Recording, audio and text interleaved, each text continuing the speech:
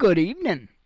I hope everyone is well, at least for the first 20 seconds or so.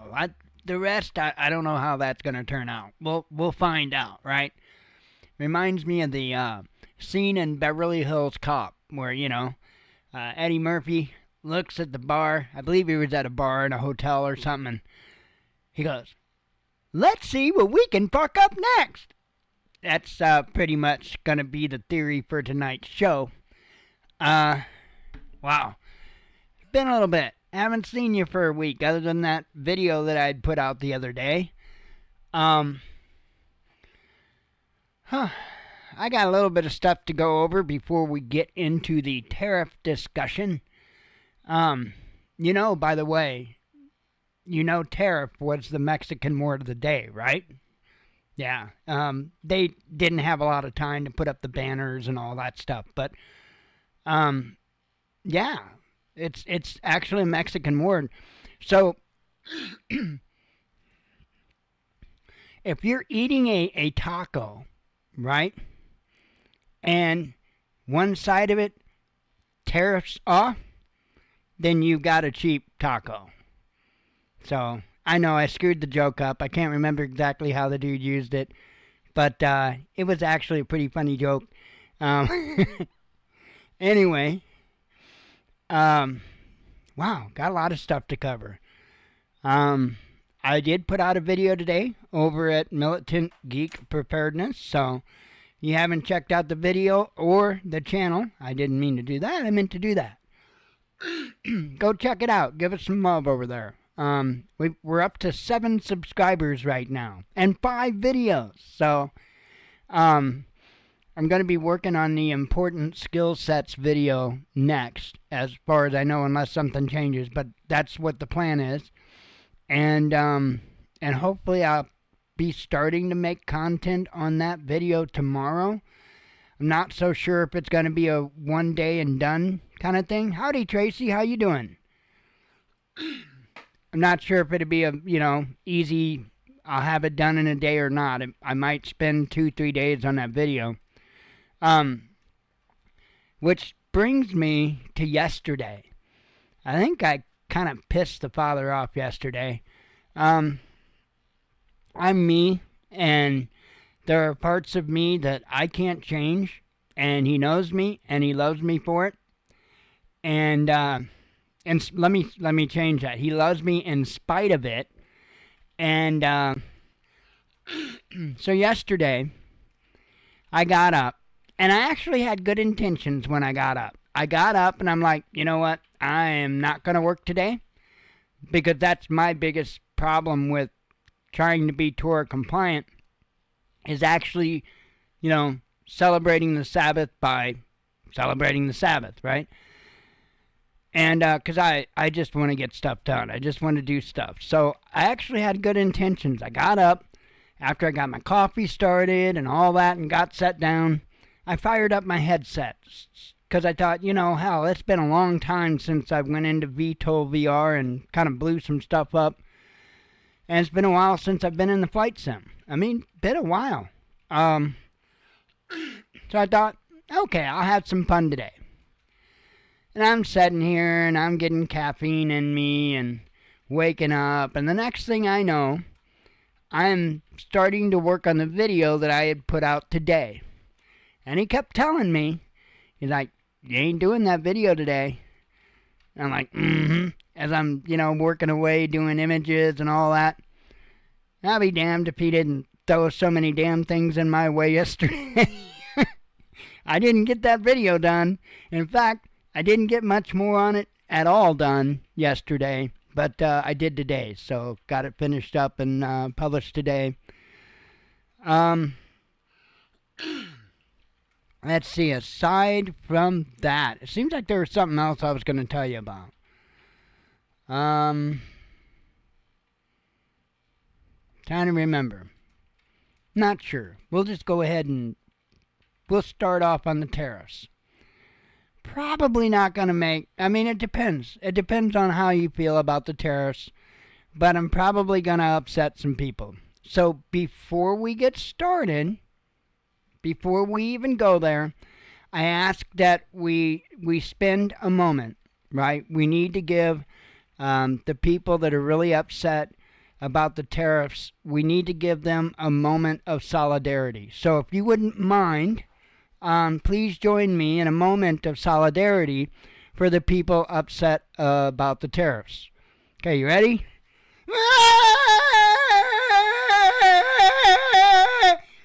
Is that good? Okay, I think that's long enough.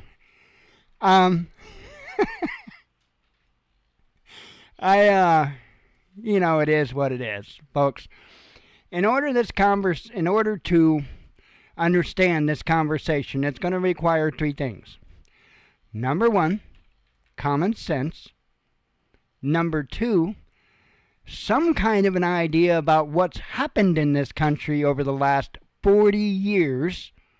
Okay, 40 years. And number three, you need to throw away all your skinny jeans because they're not doing you any good anyway. So those three things, right? Common sense, an idea of what's happened in this country as far as jobs and the economy and all that for the last 40 years. And you got to get rid of those skinny jeans, man. Just, it ain't right. So now that we have that established, I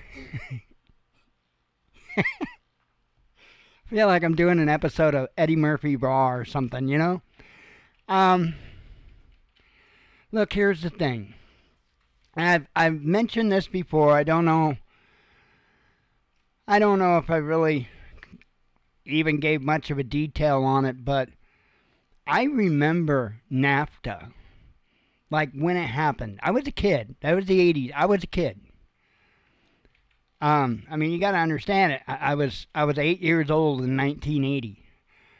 So the most I could have been, was still a teenager when the 80s ended.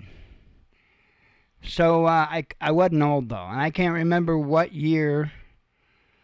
Well, it would have been whatever year that Bush signed in NAFTA. Hang on.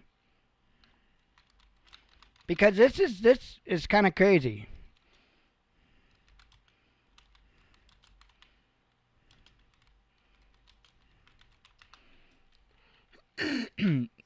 Oh, 93? All three countries in 93. I thought that was a lot sooner than that. George Bush, 41st President of the United States, 89 to 93. Okay. I remembered that, wait a minute, do I get the right? Yeah, okay. I remembered how that shook out. A lot of people don't realize that Bush Sr. is not the one that drafted NAFTA. He's just the one that signed it. The one that drafted NAFTA was Ronald Reagan. Now, let me clarify something about that, because that was one thing that I've always looked at Ronald Reagan and, I just don't know how great of a president he was as a result of that. But let me explain where I could be completely wrong on that. He was shot. And there was a total change in his economic thoughts, quote unquote, and policy after he was shot. And I'll go so far to say that he didn't start doing this NAFTA stuff until after he was shot. So I have to put that out there because I honestly do believe that has a part to do with why he got shot.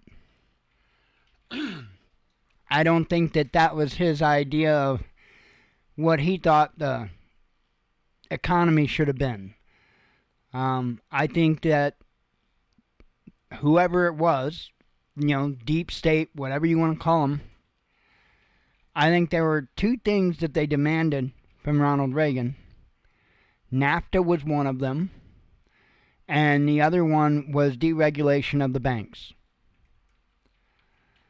Those two things happened. Well, Reagan deregulated banks somewhat, and then he didn't push NAFTA through. However, he had it drawn up. Bill Clinton wouldn't touch it with a 10-foot pole. Would not touch it. And then Bush, wait a minute. I'm getting this stuff backwards, ain't I? Hang on.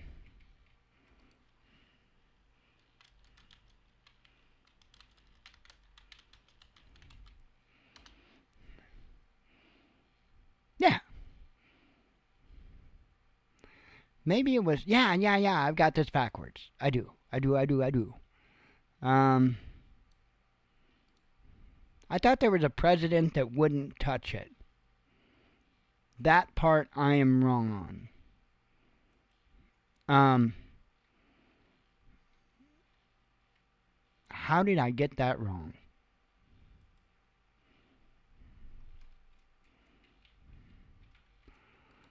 Hang on.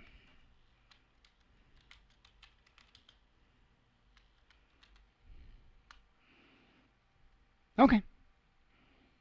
I just wanted to verify my information, so forgive me for that. And I had that backward. So Bush Sr. is the one that pushed it through, the NAFTA thing. He had also continued to deregulate banks, meaning Bush Sr. Bill Clinton continued to deregulate banks. Oh, good night, Tracy.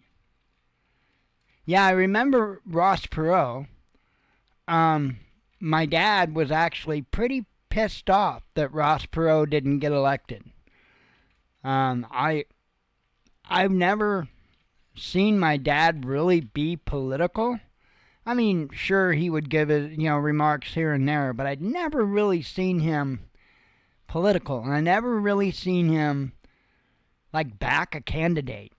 And he was all in for Ross Perot. Absolutely all in for Ross Perot. So what happened when the whole NAFTA thing, I guess I was an older teenager when that was signed, actually.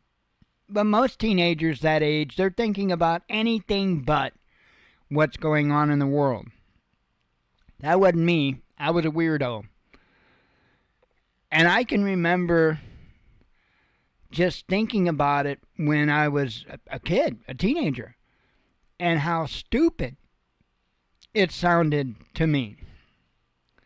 Now, mind you, I'm at the age that it's not long before I'll be an adult.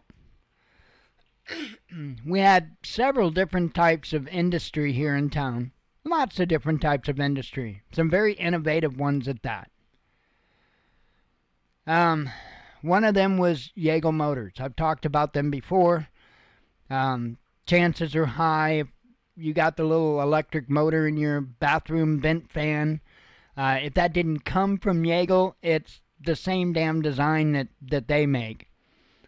But back in the day, any type of machine, say adding machines or anything like that had a little fan in it, that was a Yeagle motor. And made right here. And now they weren't the first ones to leave town. I don't remember in enough detail to remember who left first or even who all left. I know that there was a company here called Artex that left, and I think they made, I don't know, I'm assuming it was on plastic, like tablecloths and stuff like that, if I'm not mistaken. Not real sure, never worked there. I've only heard about the place. But there was a number of other companies that left in pretty short order after NAFTA was signed in. Then you got the scumbag Yeagles. And they weren't the first ones to leave, but they got out pretty quick. Why? Because they wanted to pay cheap labor, And because the one thing they absolutely could not do is respect labor laws. So that was a win-win for them. They weren't the first ones to leave, but it didn't take them long. And those scumbags shipped jobs out of the country. I seen it right here. We don't have a big town, but we had a fair amount of industry here. And to watch that just wither away was highly frustrating. So when I talk about this tariff thing, understand that I'm 52 years old and that I watched it happen. I experienced it happen. Now, this is a big bus, and it takes a long time to slow it down. I can't say I ever had a problem getting jobs. But then again, a lot of the jobs that I worked, not everybody was cut out for. And it wasn't super hard labor jobs, carrying hod and stuff like that. I wasn't built for that. However, I'm really good with machines. I'm really good with fixing stuff. And I'm really good at working with tools. I mean, the whole 9 yards. You put me in a shop and you're set. And I never had a problem really getting jobs. And now, I think if I would be out there trying, it would be a different situation. I'd probably have to be stuck with some fast food job or working a clerk at a gas station. And there's nothing, I'm not knocking those jobs, and I'm not beyond doing them either. Not at all. I don't care. I'll be a janitor. I don't care. I never did. Never cared. I was a bug man for 3.5 years. I did pest control for 3.5 years. Didn't care. I loved my job. My uncle told me when I was very young that he didn't care if I was the trash man. Be the best damn trash man there is. And I took that advice to heart. And I was also told, and I don't know if my dad told me this or exactly who told me this. I think it was probably Dad, but I'm not sure. To be an asset to the company you work for. Be an asset. And that was important advice that I also took.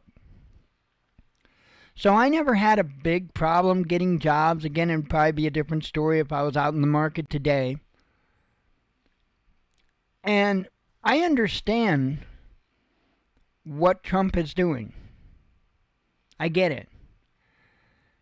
I was calling for this very same thing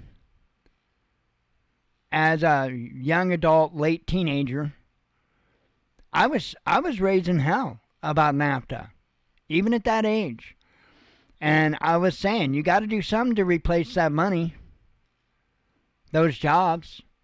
You need to start, and tariff was the word, and I was saying it. Like 19 years old, I was saying they need to put in tariffs. Otherwise, they're going to sink this country.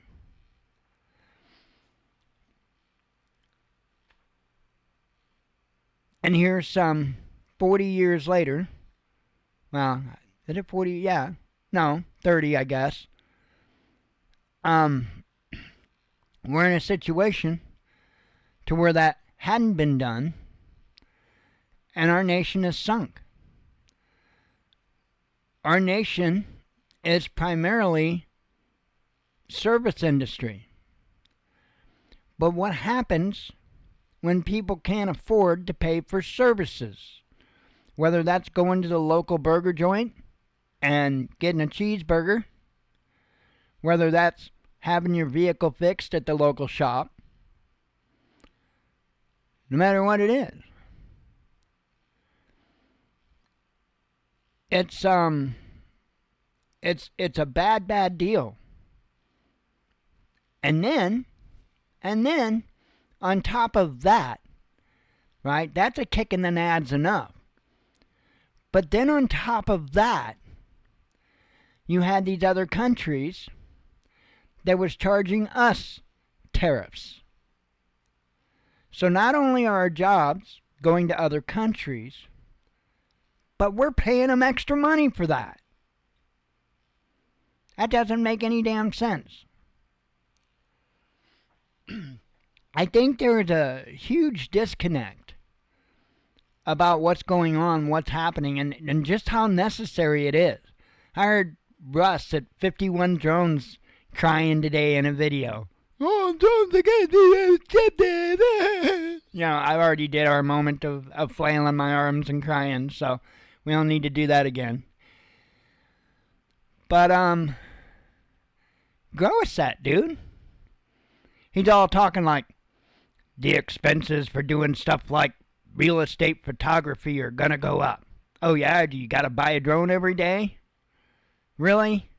Really? You gotta come at me with something much better than that. On a second note, because I know a rebuttal quickly would be, well, we have to keep up with the latest technology for our customers. Bullshit. That realtor doesn't know a damn bit of difference whether or not I recorded video footage from my Mavic Air 2 or the latest greatest drone. That real estate agent don't know the damn difference between the two. They don't. So all this, we've got to have the best. It's got to be 4,000K. That's horseshit. That's what you say as an excuse so you can go out and buy an expensive toy. That's what that is. Because a real estate agent, unless they do serious video production, isn't going to be able to tell the difference. I don't know what the latest drone is. I think they're working on the Mavic 3 Pro. I don't think it's out now. I could be wrong on that number, but we'll use it anyway. A real estate agent ain't going to know the difference between my Mavic Air 2 and a Mavic 3 Pro. And let me tell you, there is a huge difference if you know what to look for. That's just it. They just want something that looks nice. Yeah, I would say 4K would be a good standard. My Mavic Air 2, 4K. All day long. It is what it is. It's a bullshit excuse to cry. That's all it is. I understand that the U.S., and we'll stay with drones for a second. I understand that the U.S. doesn't have anything to compete with DJI. And the only U.S.-made drone that there is, mind you, most of the parts probably come from China, is the Skydio, which in my opinion is a very expensive piece of crap. It's a joke. There is no competition, U.S. competition for DJI. There's only one way that's going to change. And that's going to be somehow convincing the innovators in this nation to be competitive. See, Skydio isn't worried about becoming competitive. Skydio's, whatever that word is, modus operandi or whatever that is to lobby the hell out of the government to get the government to ban DJI drones and then take their market. That's how Skydio is trying to corner the drone market. It's a sleazebag, scumbag way to do it. But that is what they're doing. I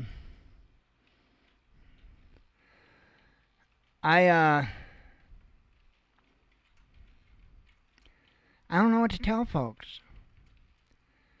This is necessary. I've been saying this since the late 80s, early 90s.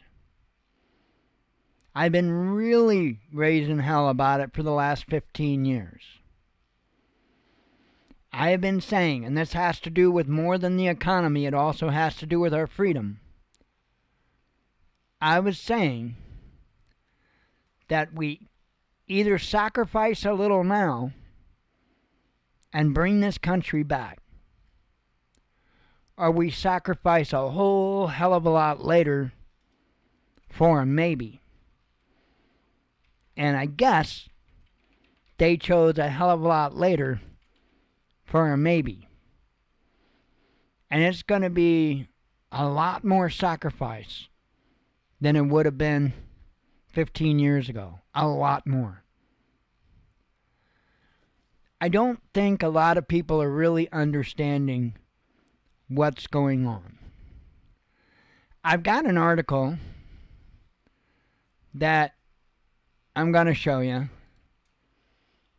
And it's absolutely mind-blowing to me.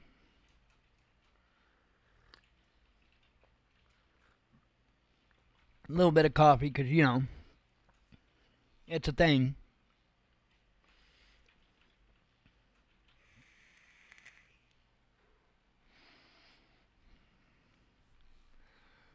Starmer to announce the end of globalization, says the Times.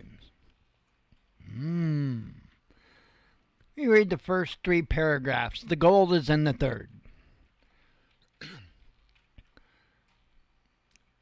British Prime Minister Keir Starmer will deliver a speech on Monday acknowledging that the era of globalization has come to an end, the Times has reported. Starmer will make the address in response to U.S. President Donald Trump imposing sweeping tariffs on the majority of America's trading partners, including the UK, earlier this week, according to the article on Sunday. Now listen to that.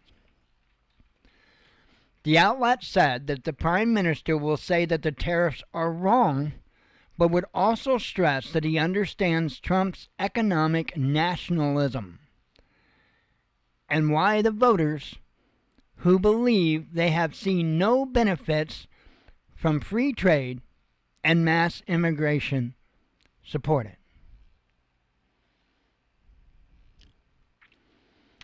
So this schmuck expects us to be thinking that the way you improve your economy is just to bring in a boatload of immigrants and take care of them. That's how you build a strong economy, right? You just bring in a bunch of people and take care of them. That sounds like a strong economy to me. It's literally that ridiculous. Now, there's another comment that he said there. It wasn't just mass immigration. He also mentioned free trade. Now, if you'd ask me,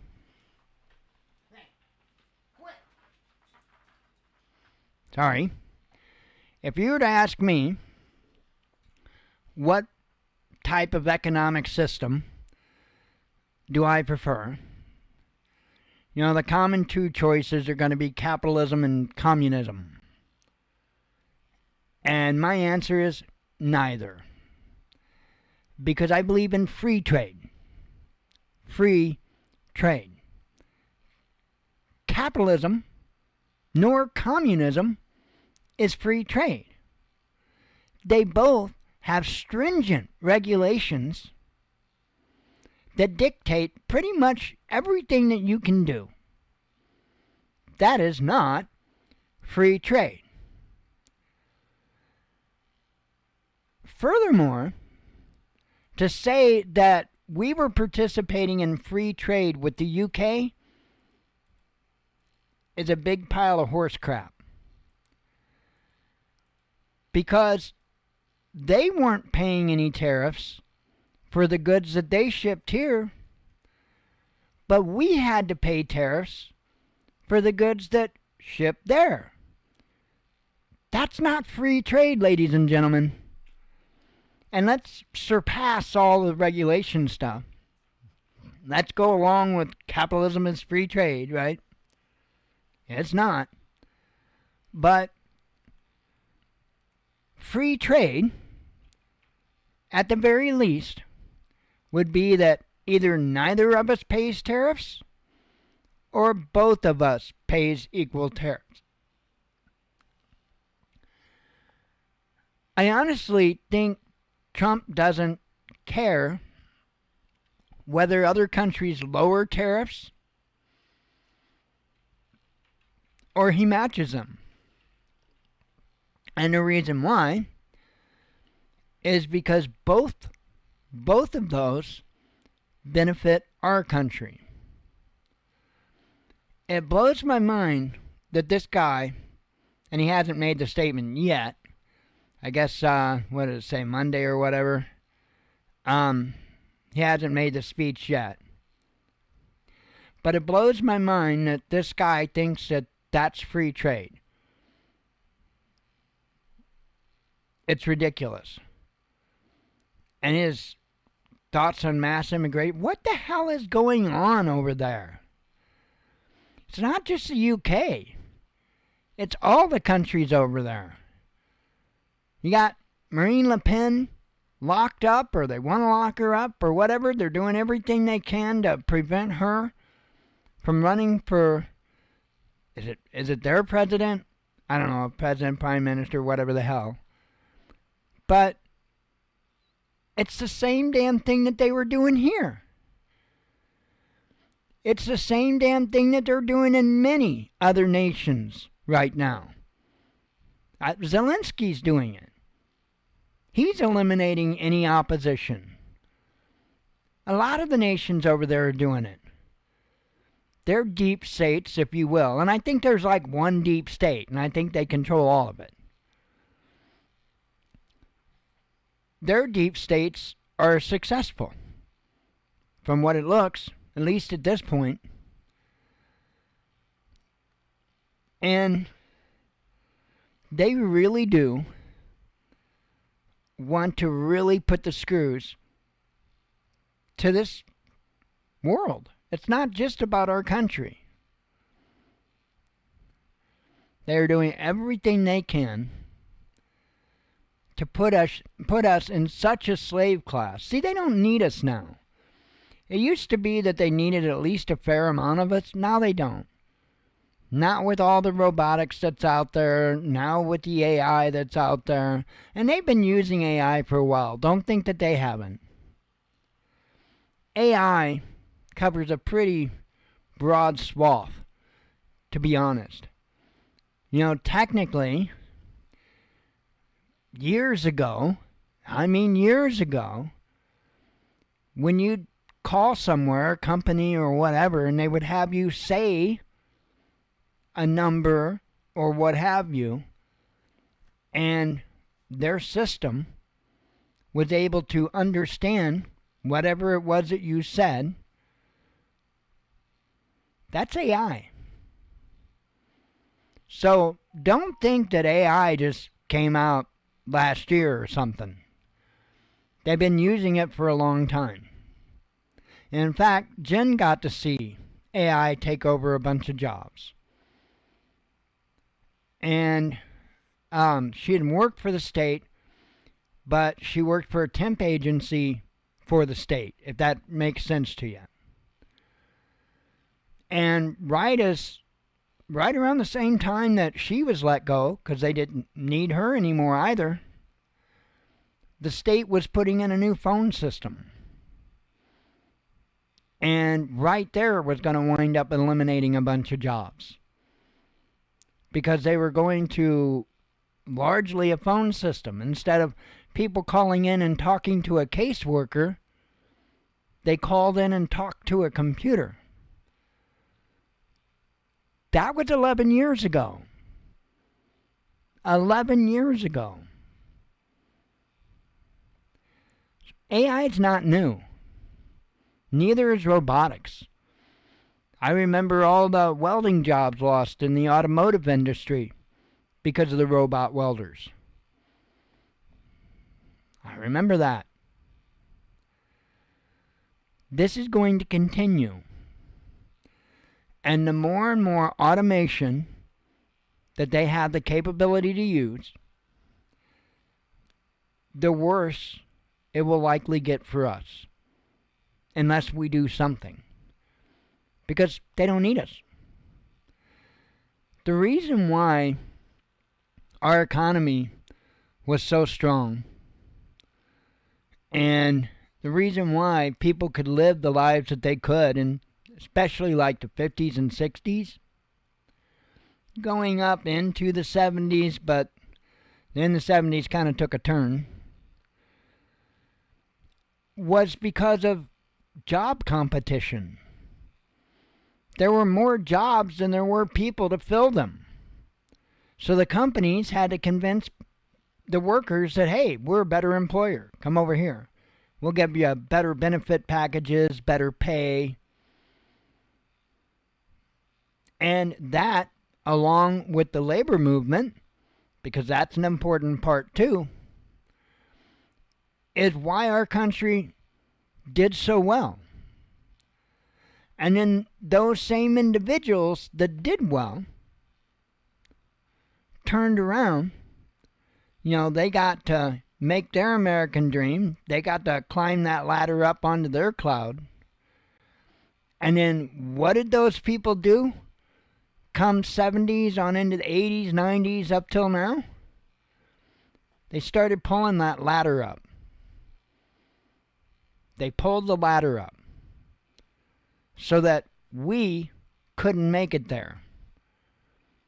How many big retailers have you seen emerge since Walmart? I can name one. Amazon. That's it. Amazon. Because the truth of the matter is, these companies are running such a monopoly, and they pulled that ladder up. And the chances of you or I being able to start that huge business from a little small business is becoming increasingly more hard, and has been for a long time.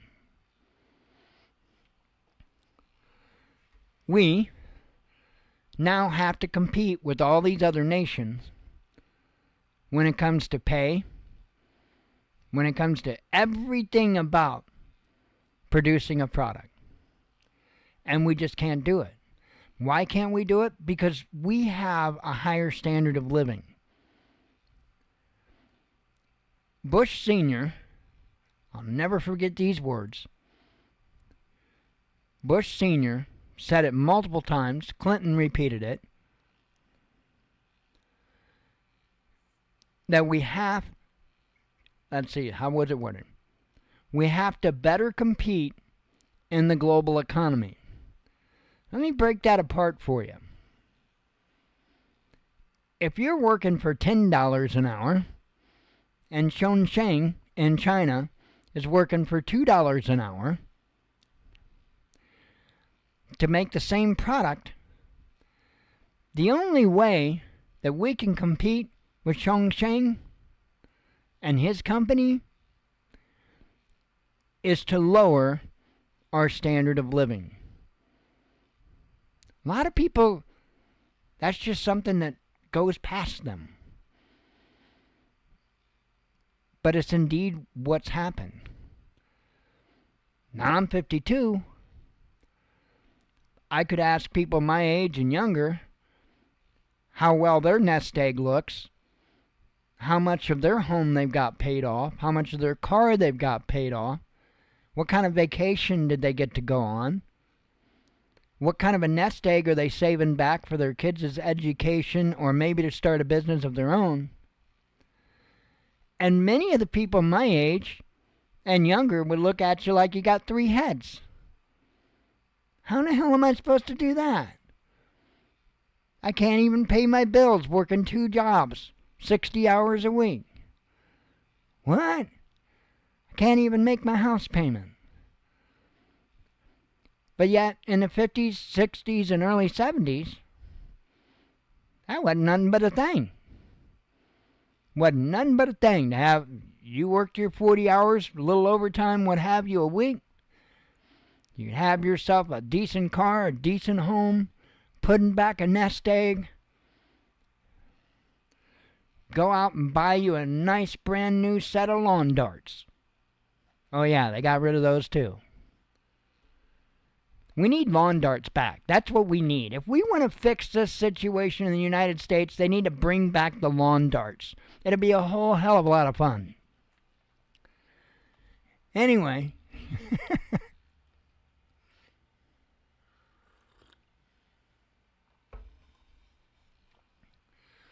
Oh, right on. Right, and I agree with that, Steve, about him branding American citizens as important and something to be proud of. Of course we should. So should every person in every other nation. We should all be able to be proud of our countries, and we should speak proudly of our countries, as long as it's due. I mean, if it's not due, I was embarrassed by the last 4 years. Completely embarrassed. You know how bad? I saw a video clip the other day. Remember, I don't know if it's a couple years ago or whatever, there was that huge tornado that hit Mississippi, I can't remember the town. And Biden went there to speak. And here, you've got emergency responders and whatnot standing behind him. I'm sure there were people of the community that was in front of him. And you could tell the guy wasn't even there. He was reading from a piece of paper and having a hell of a hard time doing that. I am embarrassed by that. I am maddened by it. I am ashamed of it. Because that's not right. That is a slap in the face to those individuals that were standing there listening to that man mumble on.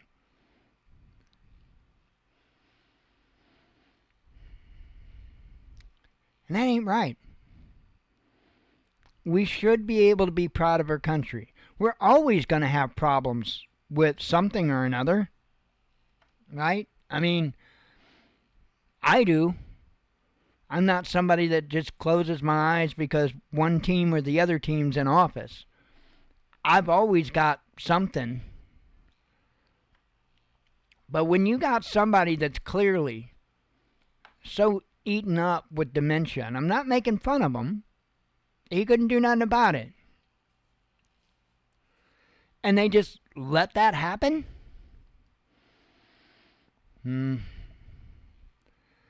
That did so much damage to our country. Not only economically, but as far as our image. And I know a lot of people might think, oh, well, Trump makes our image look worse. No, he doesn't. No, he doesn't. The reason why it seems like Trump is making the image worse of this nation is twofold. Number one, because that's what the liberal media is going blah, blah, blah about. And they're saying it over and over and over. And these other nations that are saying it are the ones that are behind all the craziness that hopefully Trump is going to pull us out of. So of course they're gonna go against him. Is Trump all good and we can close our eyes and everything? No. I've got a lot of concerns. A lot of concerns. And I don't have any control. I just have concerns. So I'm going to keep my eye on it. And damn well bet that if I see stuff, I'm going to say something. Because as American citizens, that's one of the very damn things we're supposed to be proud of. Is the right and the courage to stand up, even if it's against your own team. We lost a lot of that. We need to get that back. If we could get that back, our politics would get a little bit better. It wouldn't be fixed. It wouldn't be, the best. but it'd damn straight be better than what it is now. If Democrats could learn to call their own out, if Republicans could learn to call their own out, things would get a lot better. They really would. But as it is now, both sides know that all they got to do is keep playing to their little sheep, and they can do no wrong. And that's not a good situation. Hang on. Hey, quit. Somebody's trying to be annoying. And I got huffed. Oops. Hang on. I must hit the USB cable. So anyway, I couldn't believe when I read this nonsense from Starmer. Let's talk about the pain. There's going to be pain. There's no other way to say it. Will it be horrible, traumatic pain that we can't come back from? No, that's a bunch of liberal trash and a bunch of selfish people. That's what that is. Will things get more expensive? Some things, not everything. You know, I've heard people talk about how things like toilet paper and all that stuff is gonna go up. Oh yeah, they make toilet paper here. See the kind of fear-mongering that goes on? A lot of it. There's a lot of toilet paper made here. So when you hear them saying that, saying, oh, your costs are going to go up, they're lying to you. Some things will go up. There's no other way about it. But I would say that the things that are going to go up the most aren't going to be in the needs category. They're going to be in the wants category. And now, see, that's where you've got people crying. Because, oh, I may not have the money to get that 5th TV in my house. I may not have enough money to make that 5th car payment. Cry me a river. I've said this before, and I mean it wholeheartedly. Jen and I live on less than what a lot of people blow in a month's time. That is not an exaggeration. We live on about as bare minimum as it gets. What, you said we had like $6 or something left over this month? Something like that? And that's not just this month. That's every month. That's every month. I'm not telling you this because I want sympathy. I actually, I don't want to have an abundance. I would like to be able to get a little more. I won't lie. But you know what? Our power's on. There's a roof over our head. We can afford the internet. And while we aren't going out and buying any extras right now, that's for sure, we're maintaining. And praise the Father.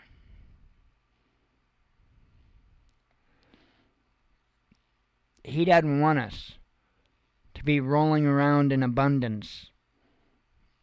In fact, it's quite the opposite. Something about a camel through a needle's eye, or eye of a needle. She needs a cat to put her in line. You're right about that, Steve. Blue definitely needs a cat, and we threaten her with it all the time. Like, at least once daily. I mean, it's an everyday thing. We have to talk about cats and getting a cat. Poor thing.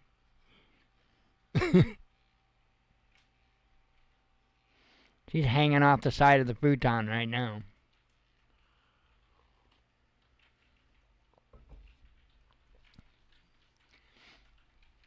But this is going to take sacrifice. Trump has never said otherwise. In fact, he said it multiple times. This is just one more of those times. It says U.S. President Donald Trump has warned Americans they could face hardships before his Liberation Day tariffs restore the country's economic power. Trump's sweeping tariffs on the majority of the U.S. trading partners came into effect on Thursday, causing the U.S. stock market to suffer its worst crash since COVID-19 pandemic. China has reacted by imposing a 34% levy on American goods, with other countries also promising retaliation, even though they have been charging us tariffs for a while. They're the victim. See how this works out?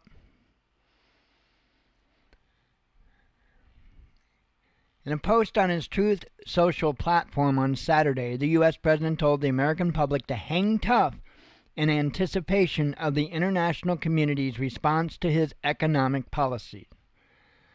It won't be easy, but the end result will be historic, Trump insisted.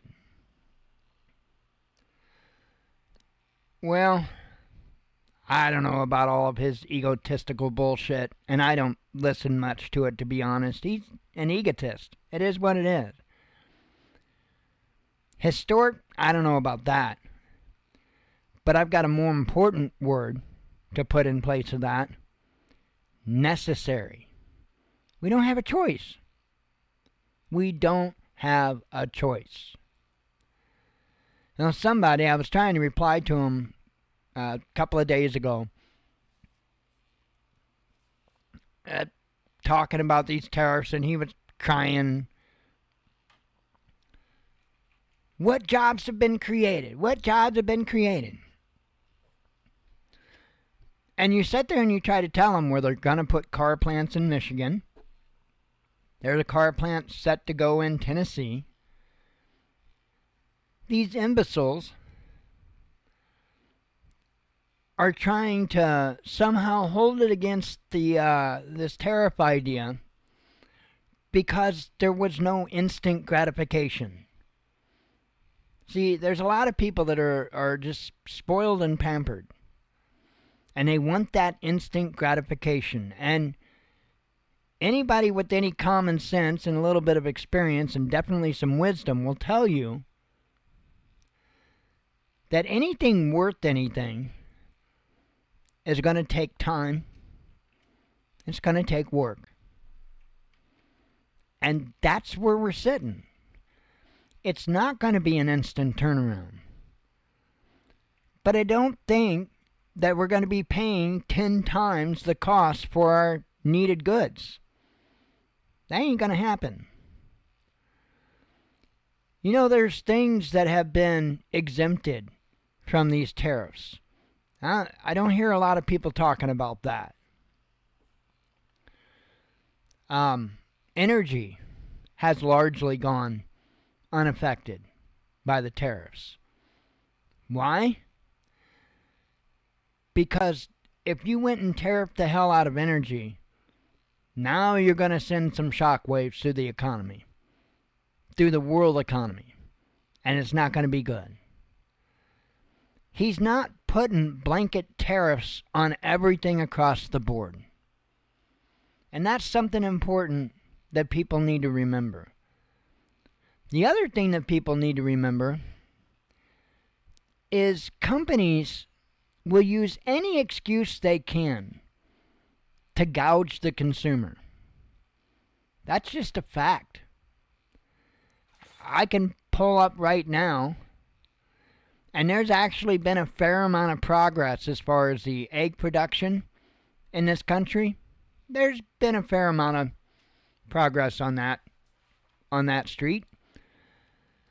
And, I mean, everything's not good yet. Don't misunderstand what I'm saying. But we're in a much better position than we were, say, a couple of months ago. And I just brought it up right here. Hang on.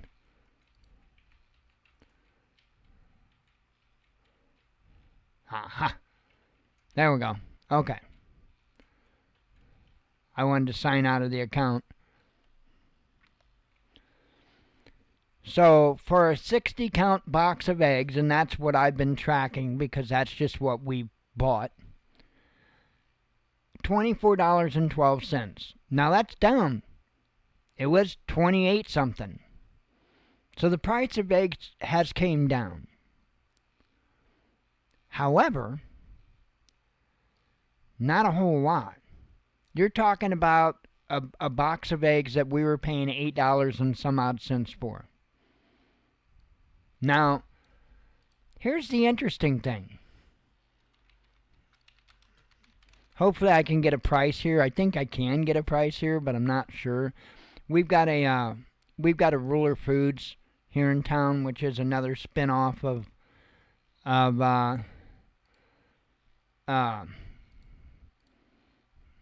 hang on, let me select the store. Another spin-off of like Kroger. So here's their search. And don't worry, we'll do apples and apples. I'm not going to give you apples and oranges. What? I don't want pages. I want to see your stock. I don't get that. Check out our current ad. I know I've looked this over before. Okay, let's look at their current ad. Maybe we'll luck out. Maybe they'll have eggs on it. Because I want to be able to show you. I don't want to just tell you. And I haven't personally been there anyway, so I hate giving you information I haven't had a chance to vet it all. But what I'm hearing, I'll tell you what I'm hearing. I'm hearing that eggs at Ruler Foods are normal price. And they've been normal price for a while. And as luck would have it, that's the monthly. Let me try eggs here. I don't know how to use their site, so. Do we have something? 2 results, and those are candy eggs. What the heck, man? Well, I don't know what else to, I don't know how to use their site. I know I've looked up costs or prices of different stuff before, but that's Ruler Foods. And from what I'm hearing from locals in the town, is that their eggs are normal price. I think like $2.99 a dozen or whatever. And then, hang on, let me back up. Reopen, close tab here.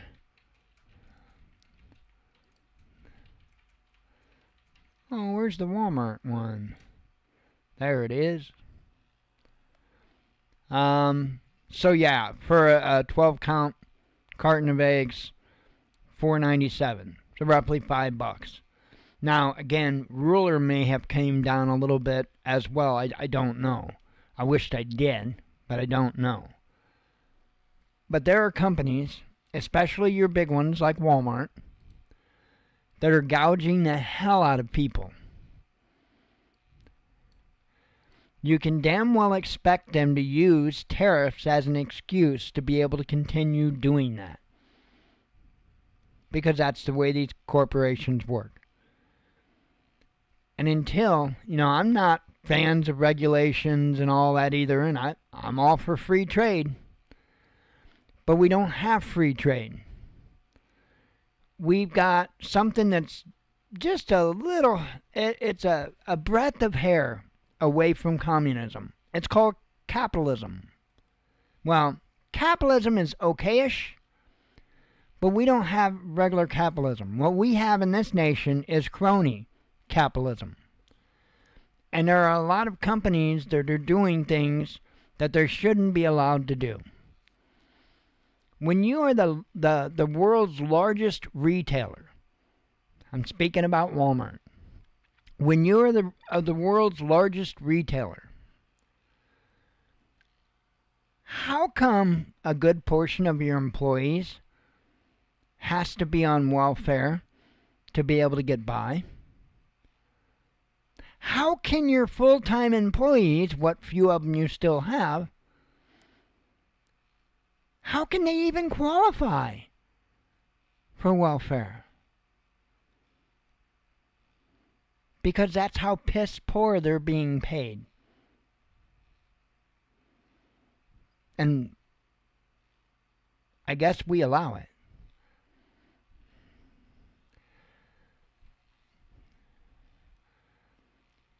I don't think we need to just put tariffs on imported goods.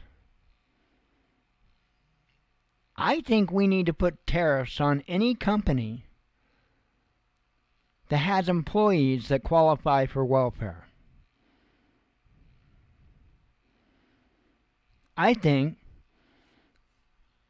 that Trump or U.S. government or what have you should charge Walmart to recoup the losses for the taxpayers for those employees that qualify for welfare. But that's not capitalism. Oh, it ain't? Well, neither is having an entire workforce, well, not entire workforce, but a fair amount of your workforce having to get subsidized to live because you don't pay them enough.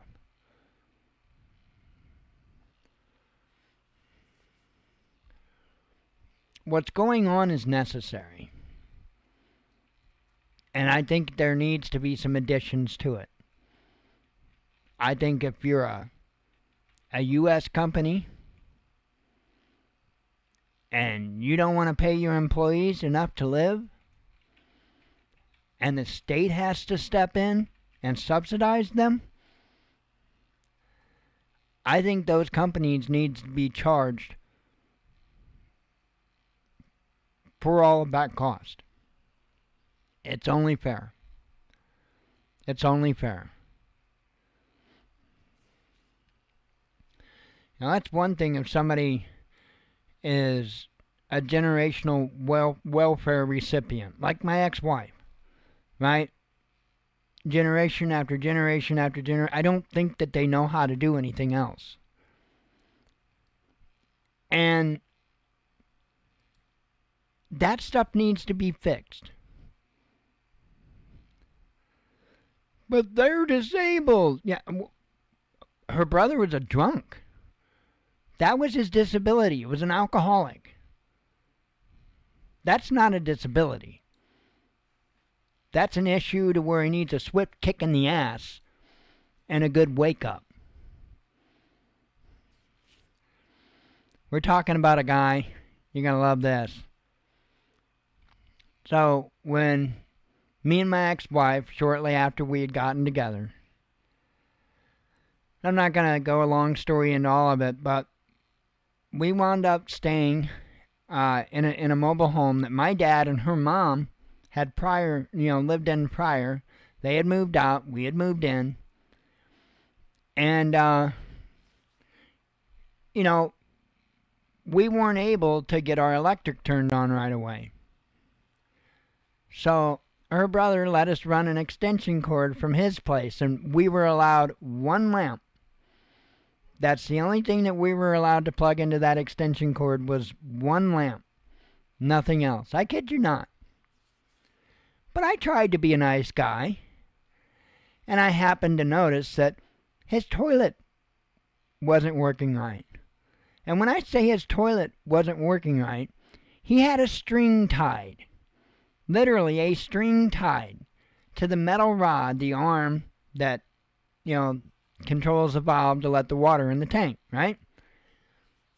Used to be there would be a steel rod that you could screw in, screw out, and it had a bulb on the end of it. They're much different now. But how you would use the toilet as at his place is you would do your thing,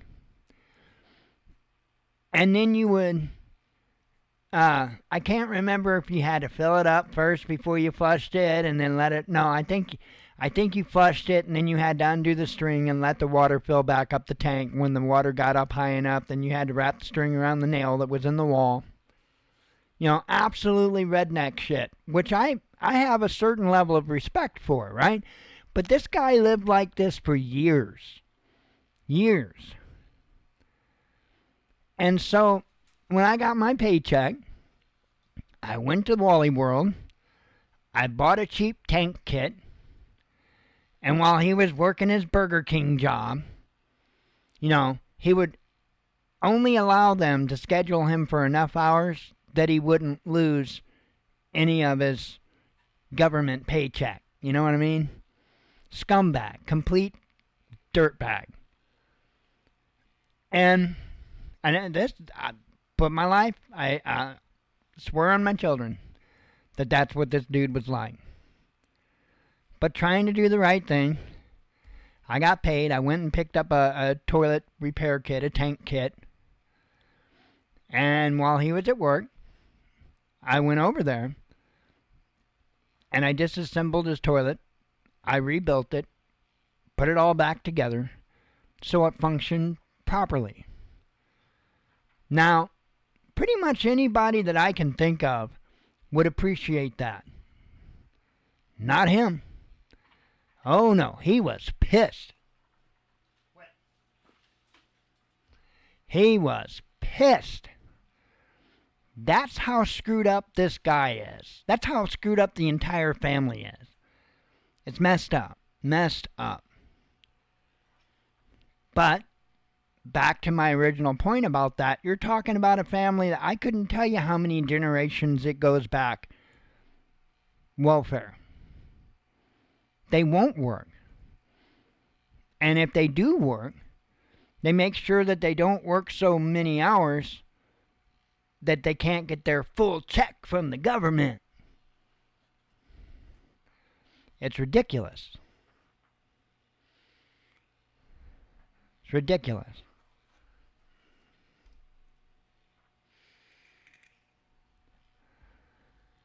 Anyway, I know that's a little ways away from where I was, but, something has to be done.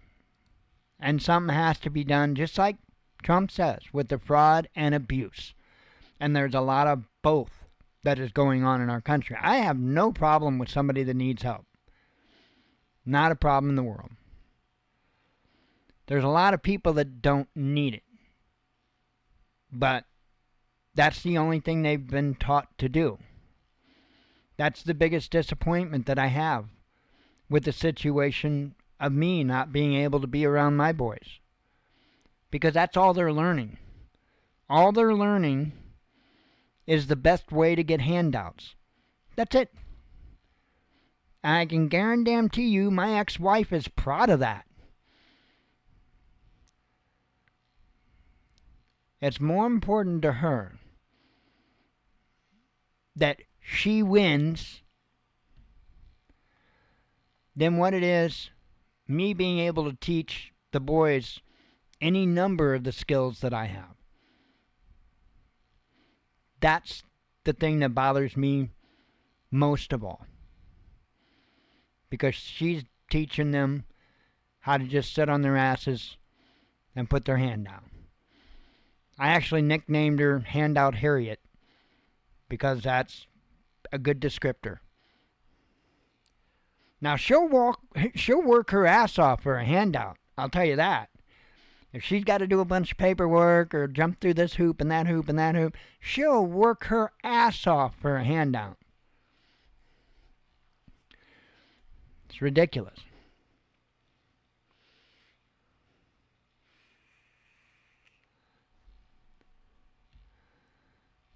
Anyway. And that's, the boys will always be welcome and wanted in my life. Always. Her, no. She needs to stay away. She needs to stay away. I tried playing her little game for a little bit in hopes that I was going to be able to have a relationship with the boys, but once I figured out she was just stringing me along and putting that hand out even more, trying to get a little bit more, nah. Nope. I'm not going to do that to me, and I'm not going to do that to the boys. Just not going to do it. What I will do is draw myself as close as I can to the Father and let Him fix that. Let Him deal with that. Because I'll tell you what, it sucks sitting here currently at 11 years since I've seen my boys. It truly sucks. But not nearly as much as the eternity in hell. Not even close. So she can win.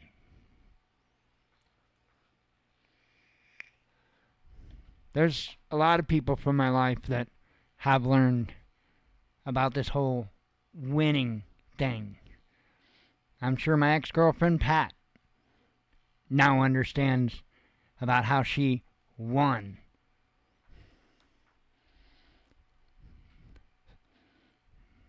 That's bad taste too. Moving out of there, there was a lot of stuff that was mine that I wasn't allowed to have. There wasn't a damn thing that I could do to get it. I had a generator, nice big gas generator. That was mine. I paid for it. She initially bought it, and then I paid her back. I paid her for it. Nope. I wasn't allowed to take that. Hell, the computer that Jen's on, I built it like a fresh computer. Just built it. And I didn't have a new case or anything. And she had a case, and I can't remember what the deal was. Why it didn't have a computer, why it wasn't finished, I don't remember why. But it was just sitting there, a nice new case. And so I'm like, hey, can I use that case since I don't have a case yet? I had everything but the case. Yeah. You know, it's no big deal at that time. So I put my components in it and had used it. And when everything went to hell, she tried taking that computer all because that was her case.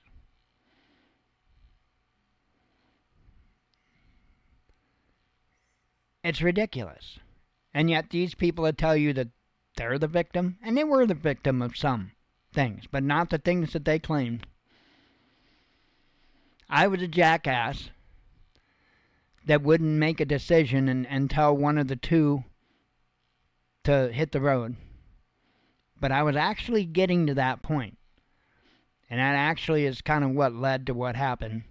Because I told them that I was getting to that point. I actually told her that I was highly disappointed because I thought she was the one that was going to be a decent human being. And oddly enough, it turned out that my supposed wife was a better human being than she was. Or at least equal. I don't know. I don't know why I went into all that. I'm telling you.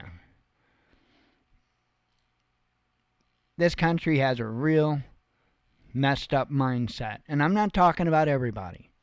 Obviously not talking about everybody. I know one thing.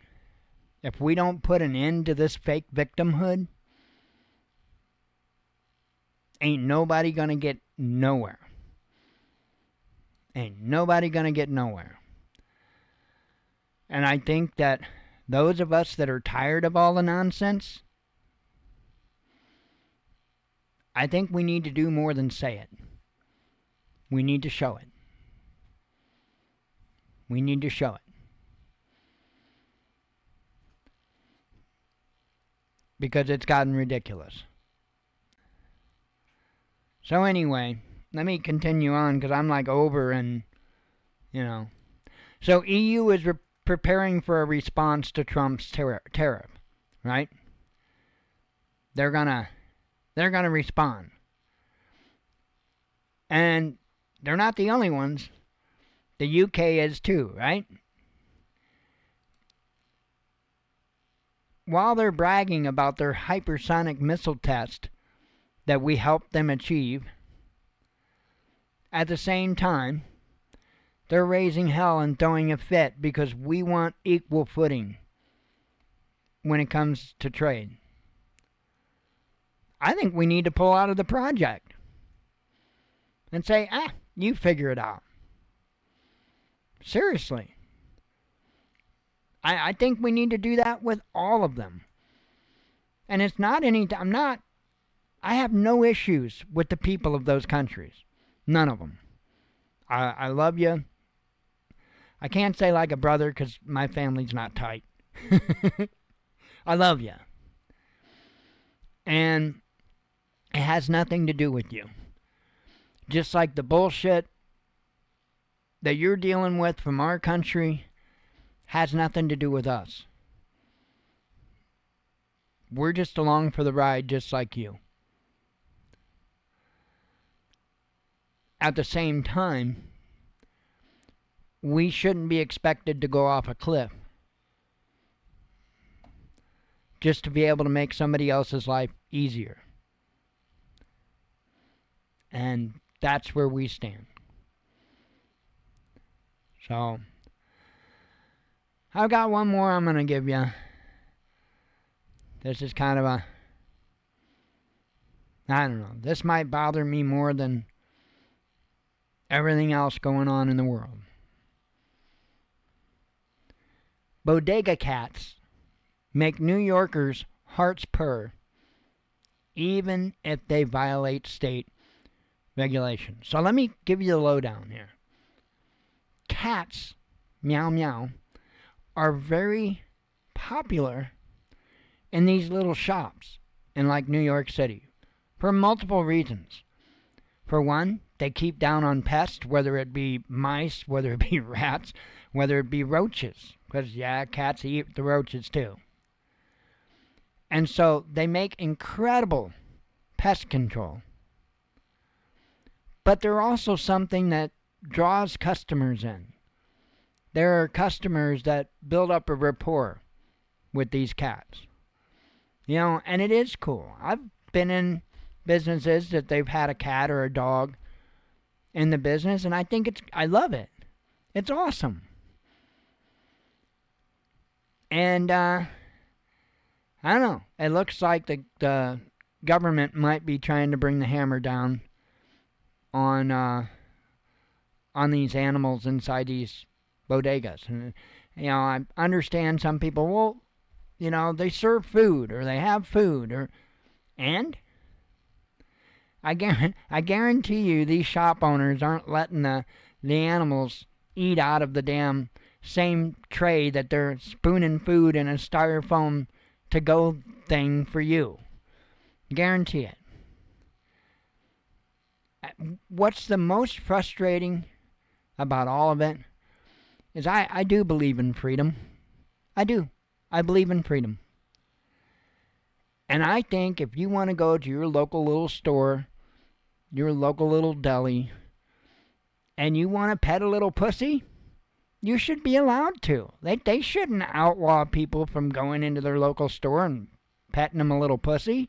I mean, look at that pussy. Don't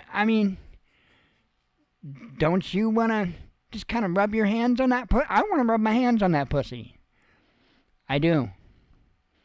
Looks like that's a mighty good pussy right there. I'm sorry. No, I'm not sorry. I'm not a damn bit sorry.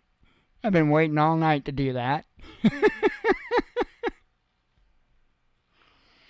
Figured I would try to end it a little bit more on a lively note, because the topic tonight isn't a good one, and it has got a lot of people fired up all across the political spectrum. It's not just Democrats that are pissed off about tariffs, and not all Democrats are pissed off about tariffs. It's people that either don't understand what's going on or people that are selfish. They're okay, so they don't want to have to pay any more for their cheap Chinese stuff, and they could give a crap less about what situation you and I are in. That's the long and short of it. But I would say the majority don't understand it. And it doesn't help when you've got the left mainstream media literally telling flat out lies to their viewers, their listeners, about what's going on and why. That's a shame. And that's something that I wished I knew how to address. I only know one way to address it, and you got to have a willing populace for that, and we just don't. The only way you can actually address this issue, the only way, is if you somehow close down the media outlets, the news media outlets that are putting out this misinformation and lying. And that's a slippery slope that we can't get started on. It sounds nice, looks good on paper, but we can't get started on that. We absolutely cannot get started on that. Not even a little bit. And I actually do fear that that's one of the pushes that they're trying to make. You got to understand that the government will seize on any opportunity that they have to take away from us. And all they got to do is get one side riled up enough that they support even the dumbest stuff. And they've been pretty successful at it for a while. I hope that we can make sure that they fail. Because we ain't got much left. We really don't. They have got such a thumb down on us at this point. It's unreal. It's unreal. No government in the history of mankind has willingly gave up power once they've gotten it. They just don't. They just don't. And the only way that the people of those nations escape that is to go to war with their own government. It's how we became a nation. Happened again during the Civil War. We're not the only ones. Nations all around the world have gone through the same thing. I hope we don't have to go through that. I hope that we can be the first nation in our civilization's history to start doing the right thing after doing the wrong thing for so long. But hope's not a plan. Anyway, I'm out of here. I will see you tomorrow night, God willing. And hopefully we have a little better topic to talk about. Hope you all have a good night. As always, Shalom.